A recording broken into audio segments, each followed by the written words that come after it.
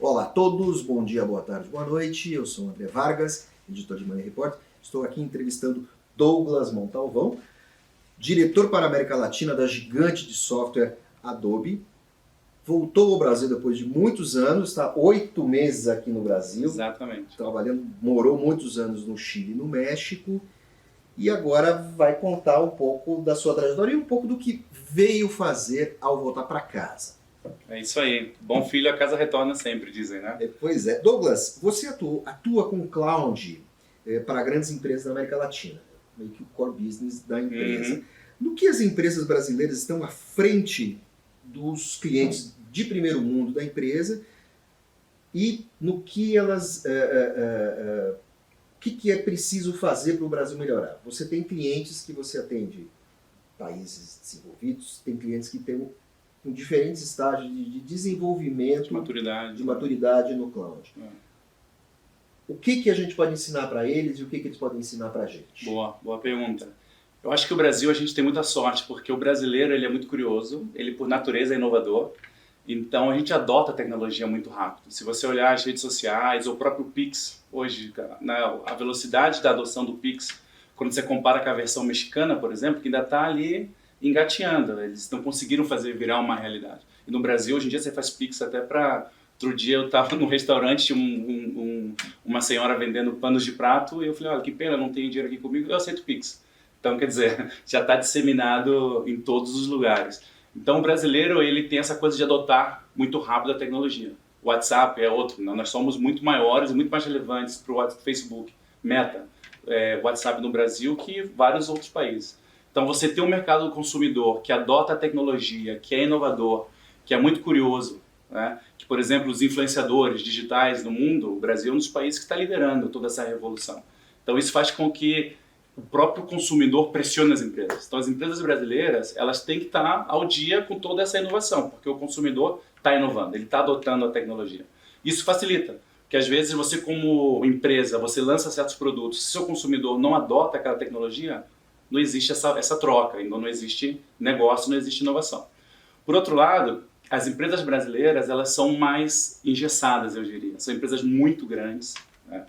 São empresas muito hierárquicas, então às vezes elas falham um pouco nessa agilidade, então elas sofrem nesse processo de transformação, de inovação.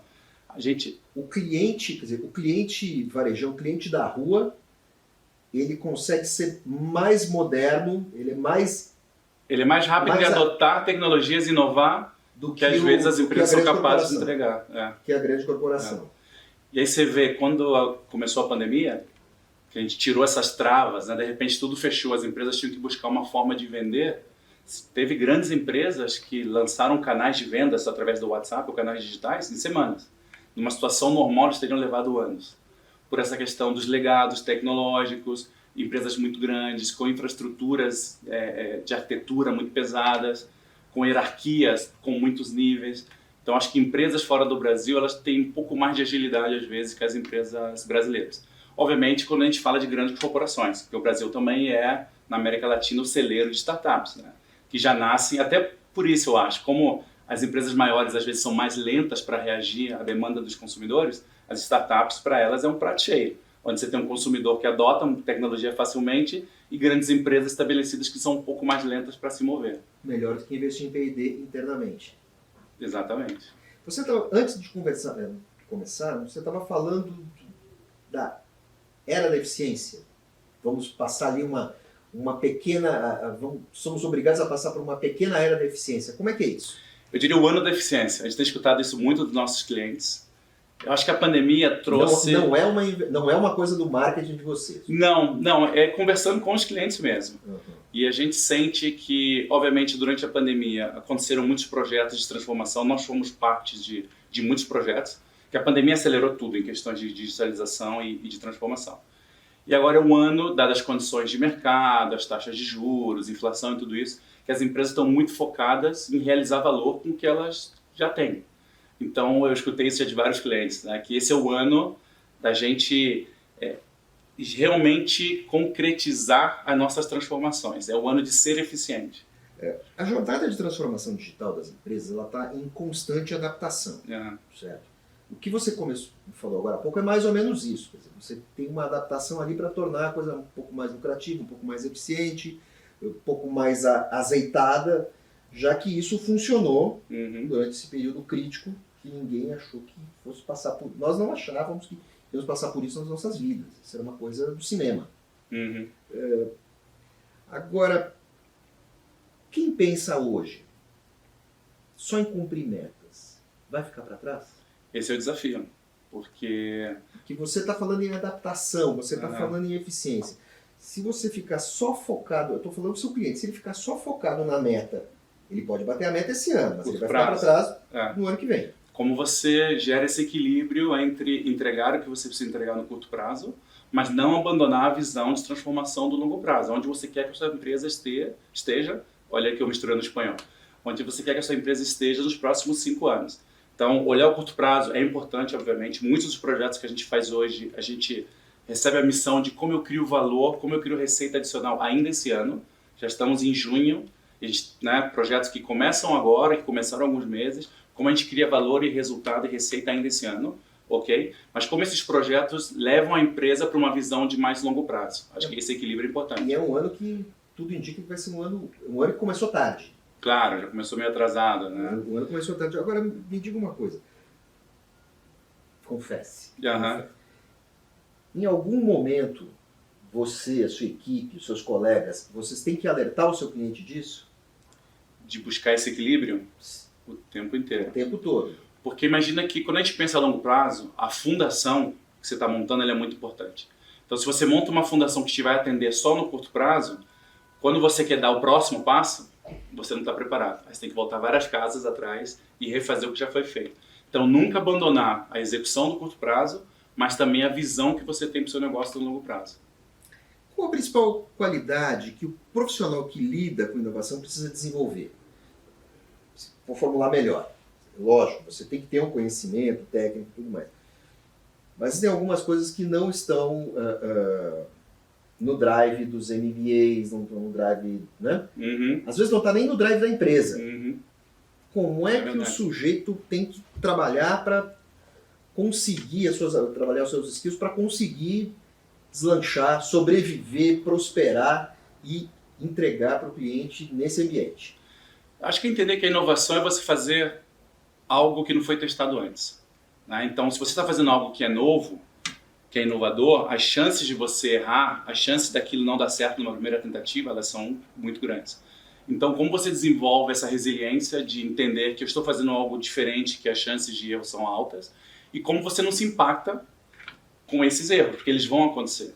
Né? Isso como pessoa. E as empresas, elas serem abertas ao erro também. Porque cada erro, na verdade, é um passo a mais para você chegar naquela inovação que você está se propondo, que você quer alcançar. Ninguém vai chegar em algo realmente completamente disruptivo numa primeira tentativa. Você pode conseguir a automatização de algum processo, algo mais simples, mas grandes mudanças você vai gerar através de processo de inovação e com muitas tentativas e erros para provar algo que você nunca fez.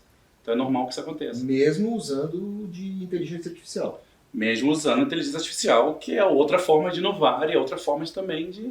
Não é de primeira que você vai acertar onde você quer chegar. Agora, você fala que...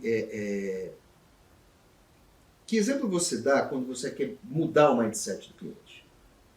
Que você chega com todo esse cabedal de conhecimentos e você fica, além de apresentar toda o seu arcabouço tecnológico para solucionar solucionar a vida do cliente, você tem que também preparar o sujeito para isso.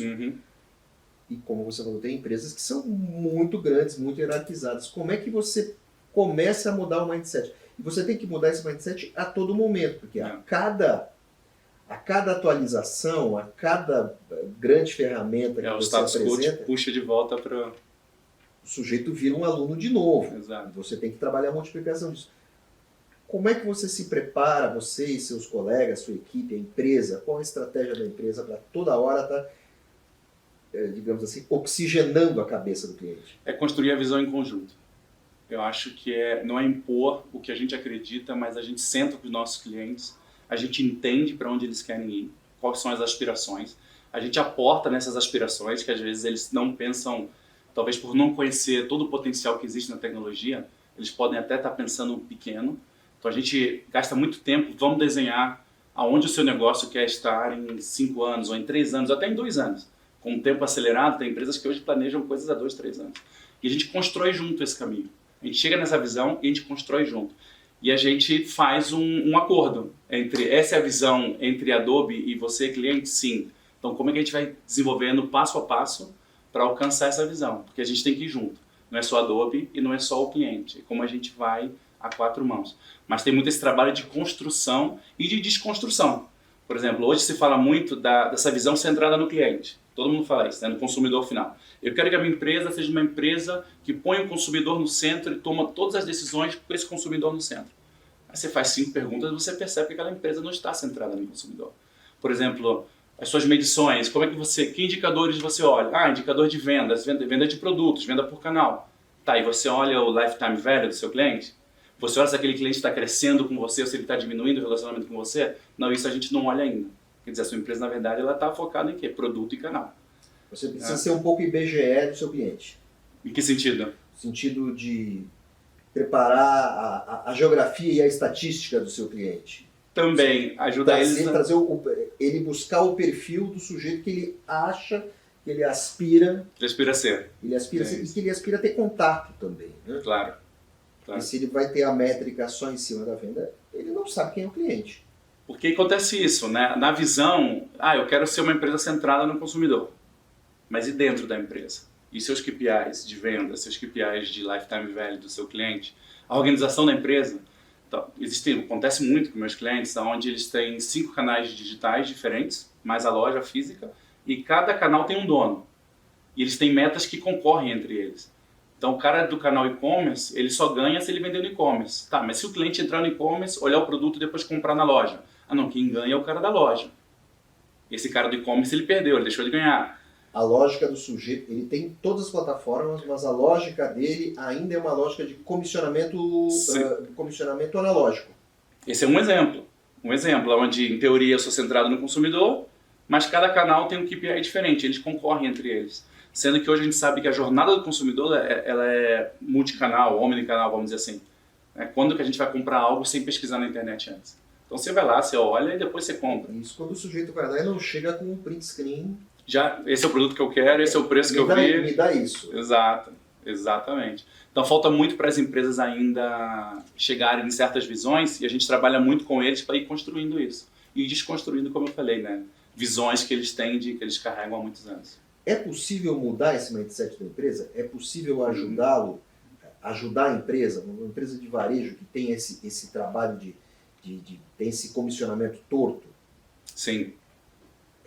Quando você muda esse mindset, melhora a relação interna entre os funcionários e melhora a relação com o cliente? Sim, com certeza. Temos vários casos na Adobe de clientes que, por exemplo, a Best Buy nos Estados Unidos, a Best Buy eles sofreram muito uma época onde eles eram o que eles chamavam de showroom, onde o cliente entrava na Best Buy para olhar um produto, escolhiam um produto que eles queriam comprar, iam na internet, pesquisavam e compravam ali, ou compravam em outro lugar, porque o preço era transparente. Hoje é muito fácil você validar o preço. Então, Best Buy é um caso onde, como eu faço para engajar esse consumidor que está dentro da loja, para que ele não faça a minha loja somente de showroom, que ele compre comigo ali dentro. Mas se a pessoa que está vendendo dentro da loja nem sabe quem é esse cliente, não sabe o que ele busca, não sabe quais são as suas características, o seu perfil, ele não pode fazer muito. Então, como você muda essa visão para realmente colocar o cliente no centro e tudo o que significa isso? Começando pela questão de dados, por exemplo. Se alguém entra na minha loja e eu sei exatamente quem é essa pessoa, quais são as aspirações, o que ela está buscando, se ela é casada, se não, se tem filhos ou não, a abordagem que eu vou ter com esse consumidor, ele é muito diferente que alguém aleatório entrando na loja.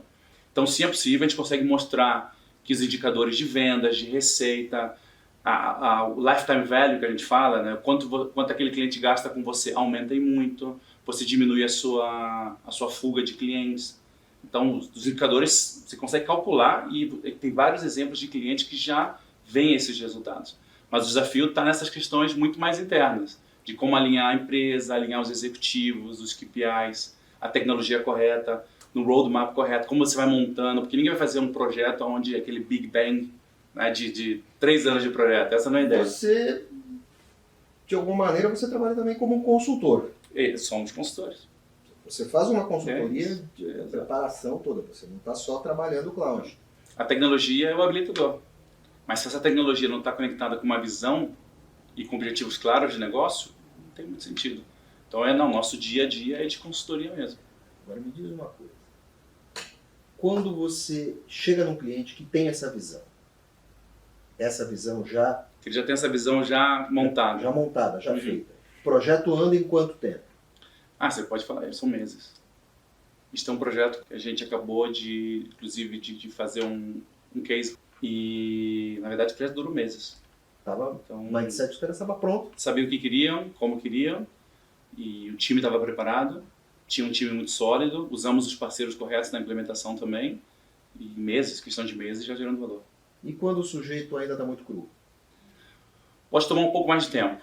Mas tem uma questão, tem um cliente que eu estou trabalhando agora na Argentina, que a gente quer fazer um projeto bem transformador com eles. E está tomando um pouco mais de tempo porque eles estão falando, eu quero ter tudo internamente resolvido antes de começar o projeto. Eu quero ter a questão dos KPIs, a questão das pessoas, as áreas, como eu reorganizo o time. Eu quero tudo isso já definido antes de começar o projeto.